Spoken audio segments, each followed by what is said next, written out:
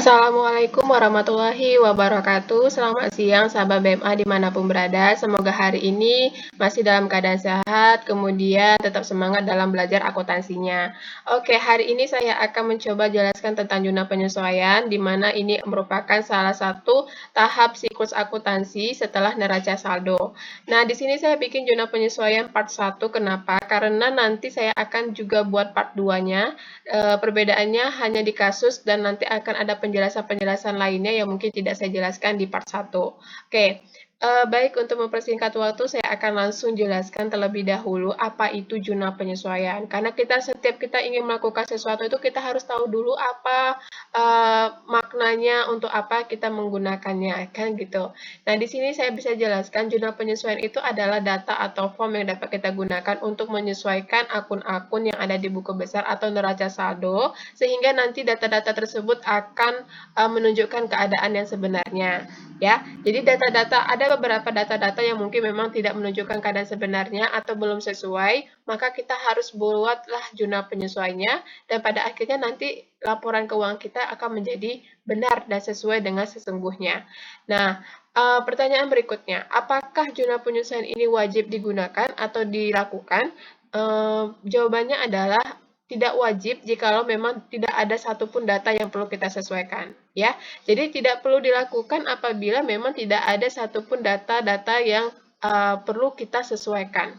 Tapi kalau memang ada data transaksi yang memang perlu kita sesuaikan kembali di periode tersebut, maka harus dibuatlah jurnal penyesuaian terlebih dahulu, agar nanti menunjukkan keadaan data yang sebenarnya, sehingga laporan keuangan yang disampaikan juga laporan keuangan yang benar-benar valid dan benar, gitu. Ya, jadi intinya jurnal penyesuaian ini digunakan atau dibuat apabila memang ada data-data yang perlu kita sesuaikan. Jika memang tidak ada, maka kita bisa langsung membuatnya ke dalam laporan keuangan. Begitu ya pengertiannya. Nah, sekarang kita lihat dulu bagaimana bentuk jurnal penyesuaian. Ya, ini adalah bentuk jurnal penyesuaian. Bentuk jurnal penyesuaian ini apa ya? Terlihatnya simpel ya, tidak perlu pusing-pusing menghafalnya karena memang tidak ada yang begitu ribet di sini, perlu kita pahami. Jadi intinya tetap harus ada dibuat judulnya terlebih dahulu, nama perusahaan, kemudian laporan apa yang ingin kita buat nantinya, kemudian periodenya kapan dilakukan.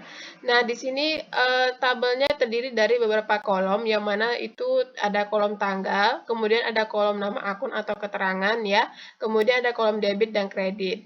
Kolom tanggal ini menunjukkan tanggal terjadinya penyesuaian itu. Ya, kapan kita lakukan penyesuaian itu? Kita buatlah tanggalnya di sini. Nah, kemudian di sini nama akun atau keterangan, misalnya apa yang perlu kita sesuaikan. Oh, mungkin ada transaksi tentang sewa dibayar muka, atau ada gaji yang belum dibayar. Mungkin bisa kita lakukan di sini. Bikinlah nama akunnya. Kalau misalnya nama akunnya itu berada di posisi debit, maka nominalnya juga kita letakkan di debit. Tapi kalau misalnya nama akun itu berada di posisi kredit, maka nominalnya juga kita letakkan di posisi kredit. Setelah semua data-data yang perlu disesuaikan itu kita pindahkan ke dalam jurnal penyesuaian, maka kita akan melakukan penjumlahan nominal ke bawah dari masing-masing posisinya. Ya, posisi debit berapa, jumlahkan ke bawah. Posisi kredit berapa, jumlahkan ke bawah. Nah, jumlah ini nantinya harus sama-sama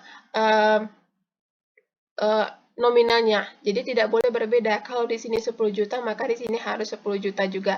Tidak boleh di sini 9 juta, tapi di sini 10 juta. Apabila itu terjadi, maka kita harus melakukan cross-check kembali terhadap laporan, terhadap data-data penyesuaian yang kita masukkan ke dalam jurnal penyesuaian. Oke, saya rasa untuk bentuk jurnal penyesuaian ini sudah pada paham ya. Jadi tidak perlu repot-repot memikirkan atau menghafal bagaimana gambaran bentuk jurnal penyesuaian, karena ini hampir sama dengan bentuk jurnal umum ya. Oke. Baik, kita lanjut kembali. Di sini saya akan coba jelaskan bagaimana cara kita melakukan pencatatan ke dalam jurnal penyesuaian. Tapi di sini saya sudah siapkan ya data-datanya.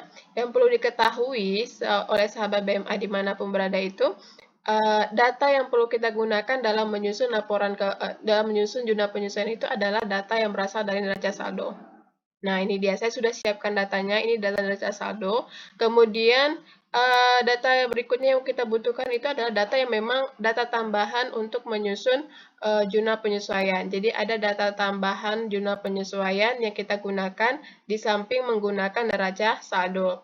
Nah, di sini saya sudah menyiapkan data neraca saldo. Data neraca saldonya terdiri dari beberapa nama akun ya. Nah, kemudian saya sudah siapkan juga nomor akunnya dan nominalnya juga sudah ada. Nah, di sini sudah seimbang ya, neraca saldonya sudah seimbang. Nah, kemudian ada beberapa yang perlu kita ketahui biasanya itu ada beberapa akun yang perlu memang disesuaikan dalam jurnal penyesuaian yang biasanya terjadi ya dalam melakukan penyesuaian. Nah, di sini berhubung karena ini adalah perusahaan jasa, maka saya akan memberikan contoh data-data yang biasanya disesuaikan dalam perusahaan jasa. Nah, di sini ada 1, 2, 3, 4, 5 ya, ada 5 contoh yang akan saya jelaskan nantinya bagaimana dalam melakukan pencatatan dalam jurnal penyesuaian jika itu yang terjadi tentang perlengkapan, beban dibayar di muka, penyusutan aktiva tetap, pendapatan yang masih harus diterima, dan beban yang masih harus dibayar. Oke, baik, mari kita coba lihat. Yang pertama, seandainya nanti ada data perlengkapan yang memang perlu kita sesuaikan.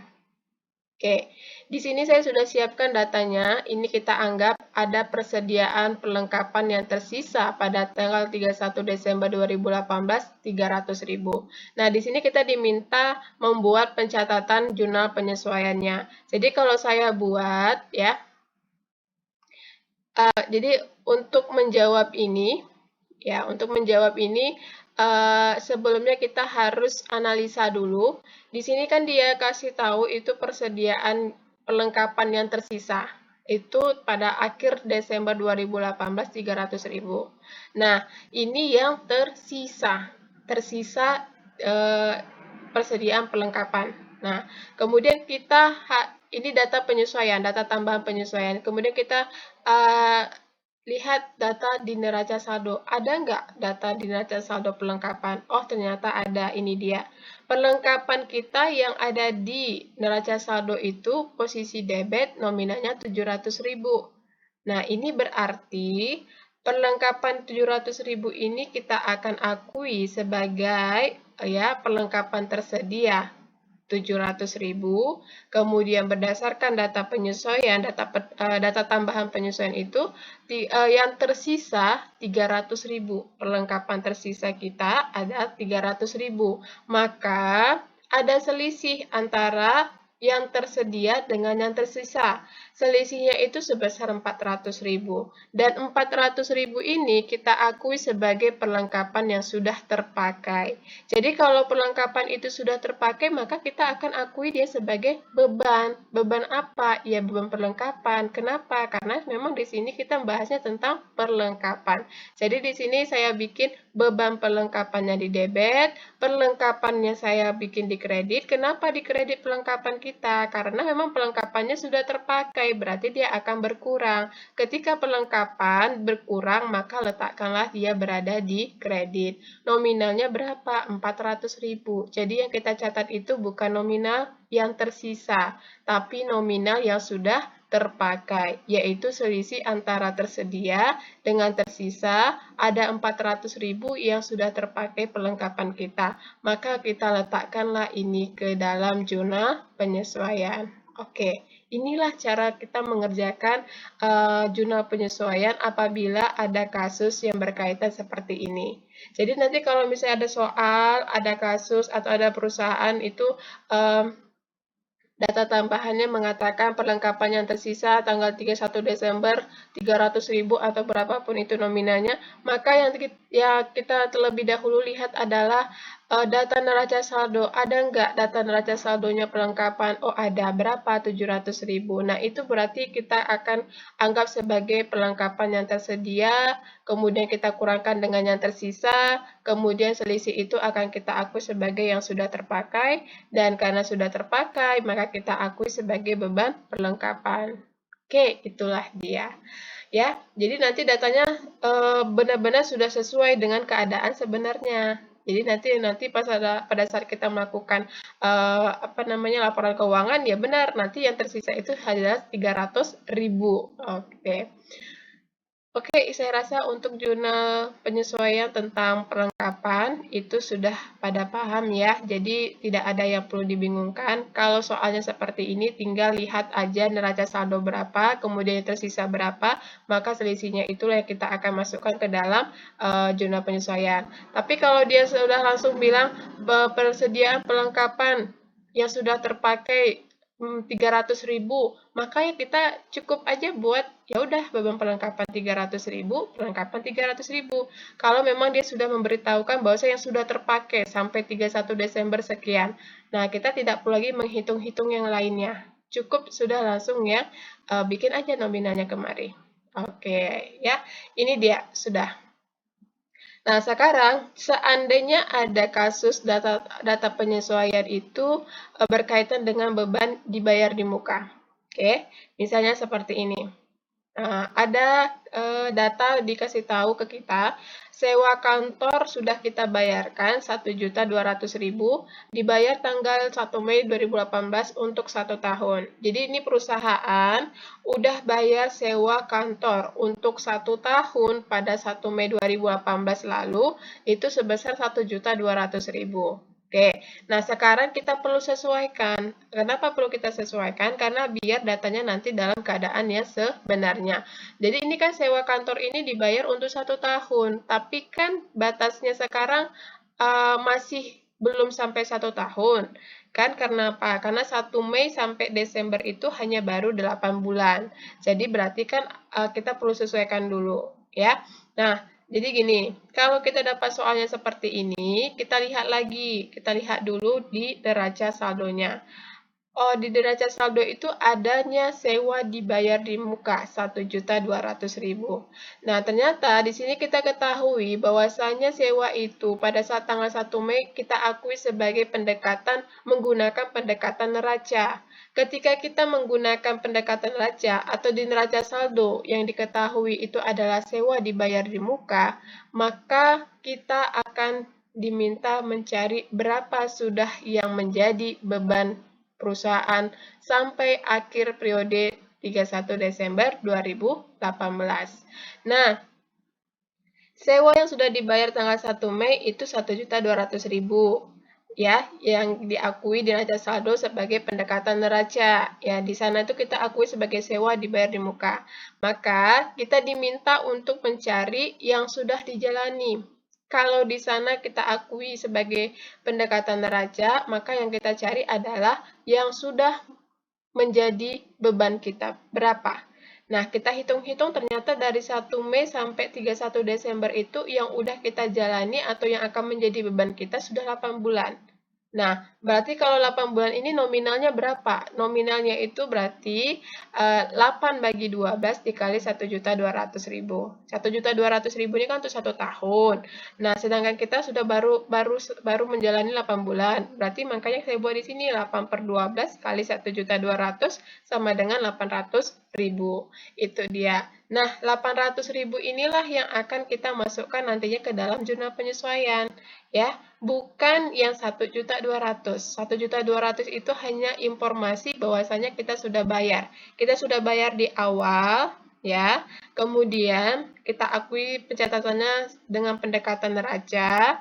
Kemudian pada akhir periode Desember 2018, maka yang perlu kita catat itu adalah berapa beban sewa yang sudah kita jalani. Dan ternyata itu adalah 800.000. Nah, sewa dibayar di muka itu kita letakkan di kredit. Nah, jadi sudah berkurang. Yang tadinya sewa dibayar muka itu kita anggap 1.200.000 sudah berkurang karena kita sudah lalui. Dan ini akan sudah dianggap menjadi beban perusahaan. Beban perusahaan dalam bentuk sewa sebesar Rp800.000. Oke, kalau misalnya ini kita pakai pendekatan sewa, pendekatan neraca ya. Jadi pencatatannya seperti ini. Kalau di sini yang dikasih tahu sewa dibayar di muka, maka kita otomatis disuruh mencari berapa beban sewanya. Nah, tapi kalau di sini dikasih tahu beban sewa, maka otomatis yang kita cari itu adalah berapa sewa dibayar di mukanya. Nah, itu.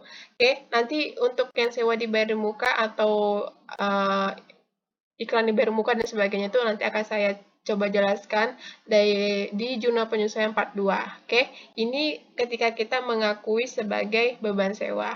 Oke ya, saya rasa sudah paham.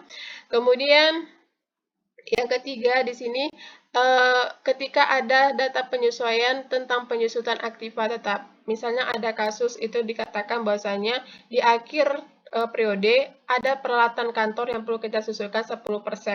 Nah, ketika ada data seperti ini, yang kita lakukan adalah kita lihat kembali ke neraca saldo. Di neraca saldo itu ada nggak peralatan kantor? Oh, ternyata ada. Berapa sih jumlah nominalnya? Oh, ternyata 2 juta. Oke, 2 juta peralatan kantor. Sedangkan yang perlu disusutkan 10%. Artinya dari 2 juta nominal ini, maka kita akan susutkan sebesar 10%-nya. Nah, dapatlah 10% itu dikali 2 juta sama dengan 200.000. Maka kita akan melakukan penyusutannya pada periode ini sebesar 200.000. Nah, karena penyusutan, kan penyusutan itu akan menjadi beban. Menyusut kan berarti artinya terjadinya beban penyusutan ya kan. Maka saya buat di sini beban penyusutannya peralatan kantor di debit 200.000. Kemudian akumulasi penyusutan peralatan kantornya 200.000. Ya, seperti ini cara melakukan pencatatannya di dalam jurnal penyesuaian.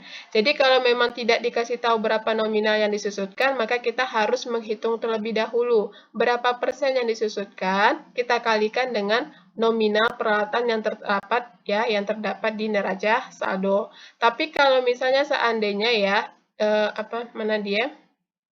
Nih, seandainya ini sudah dikasih tahu, misalnya peralatan kantor disusutkan 100.000, ya sudah, kita tidak perlu ada hitung-hitungan apapun lagi, langsung kita buat jurnalnya seperti ini, nominalnya 100.000, langsung kita buat di sini.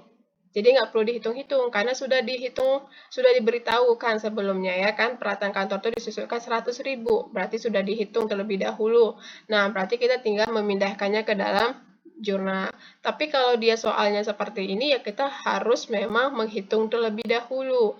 Jadi yang kita hitung itu berapa nominal peralatan kantor di neraca saldo, kemudian kita kalikan dengan data penyesuaian, ya, data tambahan penyesuaian, kemudian nanti hasilnya inilah yang akan kita masukkan ke dalam jurnal penyesuaian. Jurnalnya seperti apa? Jurnalnya seperti ini. Beban penyusutannya di debit, akumulasi penyusutannya kita kreditkan. Oke, saya rasa untuk ini juga sudah pada paham ya. Nah, kemudian yang keempat, seandainya ada data yang perlu kita sesuaikan itu berkaitan dengan pendapatan yang masih harus diterima. Oke, ketika ada data penyesuaian seperti ini, ada data penyesuaian mengatakan bahwasanya pendapatan jasa yang masih harus diterima 500.000. Berarti kita analisa dulu. Ada pendapatan jasa yang masih harus diterima. Artinya kita sudah memberikan jasa konsultan, tapi kita belum terima uangnya kan? Artinya apa? Artinya ada piutang dari konsumen kepada kita. Nah, piutang itu kita buatlah seperti ini. Piutang usaha 500.000, pendapatan jasa 500.000. Kita sudah memberikan jasa konsultan, tapi uangnya belum kita terima. Inilah dikatakan pendapatan jasa yang masih harus diterima. Pendapatan yang belum kita terima, maka dikatakan sebagai piutang usaha. Ya, piutang usaha kita buat di sini, kemudian di sini pendapatan jasa. Nominalnya Rp500.000. Oke, jadi tidak perlu kalau seperti ini kasusnya, kita nggak perlu harus sesuaikan dengan data di neraca saldo. Tidak perlu. Kita tidak perlu kaitkan dengan pendapatan jasa ini, tidak perlu. Karena di sini dinyatakan sebagai yang belum atau yang masih harus diterima. Oh, berarti yang masih harus diterima itu 500.000. Sudah jelas dikatakan masih 500.000. Jadi tidak perlu lagi kita hitung-hitung, langsung saja nominalnya kita masukkan kemari. Oke, baik. Sekarang seandainya ada data penyesuaian yang berkaitan tentang beban yang masih harus dibayar. Nah, di sini misalnya ya, ada soal tentang beban gaji bulan Desember yang belum dibayar. Belum dibayar berarti masih harus kita bayar kan? Artinya kita itu ada utang gitu kan. Nah, utangnya di sini karena yang belum dibayar tuh gaji, berarti utang gaji. Nah, gitu. Jadi, ketika ada data penyesuaian seperti ini, maka yang kita gunakan adalah data yang kita lakukan, pencatatan yang kita lakukan itu adalah beban gaji, kemudian kreditnya utang gaji. Kenapa? Karena di sini sudah jelas beban gaji bulan Desember yang belum dibayar. Ya, nanti dibayarkannya mungkin di awal bulan depan atau pertengahan awal bulan depan. Jadi kita buatlah di sini beban gaji, kemudian utang gaji, nominalnya 250.000 di debit, 250 di kredit. Kemudian kita nggak perlu lagi hitung-hitung dulu pakai di neraca saldo, nggak. Ya, jadi kita tidak perlu kaitkan, oh berapa di sini beban gaji sekian, terus kita tambah-tambah atau kurang, nggak perlu. Kenapa? Karena dari kata-katanya sudah jelas, yang belum dibayar itu 250.000. Artinya yang 250.000 ini yang menjadi utang gaji kita untuk bulan Desember. Ya, jadi tidak perlu dikaitkan dengan data di neraca saldo.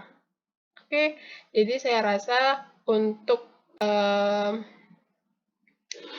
contoh kasus ya jurnal penyesuaian ini sudah saya jelaskan dan saya rasa sudah pada paham. Jadi intinya data yang kita gunakan dalam melakukan pencatatan jurnal penyesuaian itu berasal dari data neraca saldo.